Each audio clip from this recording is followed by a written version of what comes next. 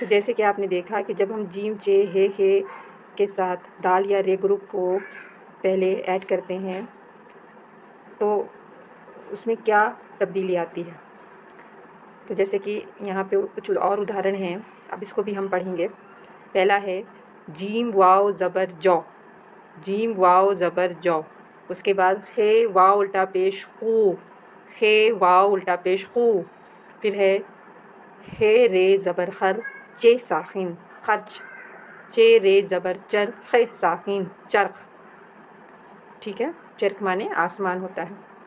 उसके बाद है ये दाल वाव दो जे खे ज़बर ज़ख दो ज़ख। उसके बाद है चे रे ज़बर चर खे अलीफ ज़बर खा चर खा। ठीक है, तो जैसे कि हमने इसको पढ़ा जौ हु दो ज़ख खर्च चरख